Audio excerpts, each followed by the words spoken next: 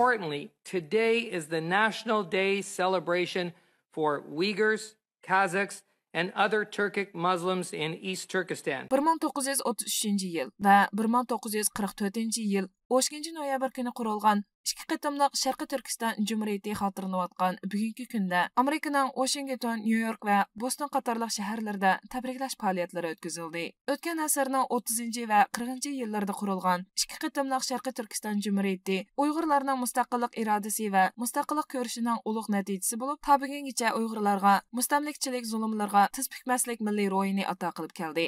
Politsiyalarning qarashicha, bir-birining davomi bo'lgan bu ikki jumhuriyatning tug'ilgan kunini xotirlash va qadrlash bugungi kunda Xitoyning irqiy qirg'inchiligiga uchrayotgan Uyg'ur xalqining zulmiga birday qarshi turish ro'yini kuchaytirdi ekan, hamda Xitoy mustamlikasidan qutulib, ozodlikka erishish irodasini mustahkamlaydi ekan. Bu munosabat bilan bugun Dunyo Uyg'ur qurultiyi, Uyg'ur harakati tashkiloti va Amerika Uyg'ur akademiyasi qatorliq tashkilotlar birlikda bosh shtabi Nyu-Yorkdagi Birlashgan Davlatlar Tashkilotining binosi oldida Sharqi Turkiston Jumhuriyatining mustaqillik kunini xotirladi.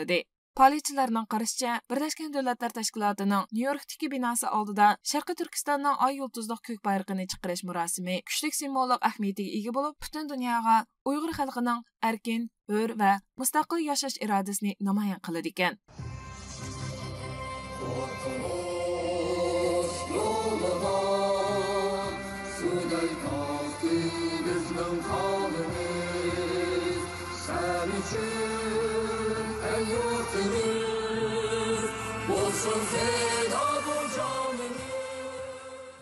Amerika Uyg'ur birlashmasi o'tgan yili Jumhuriyet kunini xotirlab cho'ng faoliyat o'tkazgan edi. Bu yil koronavirusi sababidan bunday faoliyat o'tkazilmagan bo'lsa-mu, ammo bugun Washingtondagi Xitoy elchixonasi oldida Sharqi Turkiston bayrog'ini chiqarish murosimi o'tkazdi. Qurtulush yo'li suvdak, oqdi bizning qonimiz.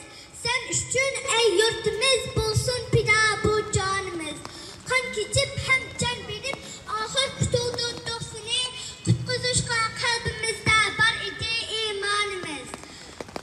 Yurtimiz biz yuz kizanli qon bilan pokizladik. Bostondagi Uyg'urlarmi bugun Boston Uyg'ur uyushmasining riyosatchiligida Boston shahar markazida Sharqi Turkiston davlat naqshisi aytish va Sharqi Turkiston bayrog'ini chiqarish murosimi o'tkazdi. Bundan boshqa 5 noyabr kuni dunyoning har qaysi joylaridagi Uyg'ur jamoati Uyg'ur tashkilotlarining uyushtirishi bilan axborot e'lon qilish yig'ini ichish, Sharqi Turkistonning oy yulduzliq ko'k bayrog'ini chiqarish va davlat marshi o'qish, nutq so'zlash qatorliq har xil shakllar orqali Sharqi Turkiston Jumhuriyat kunini xotirladi.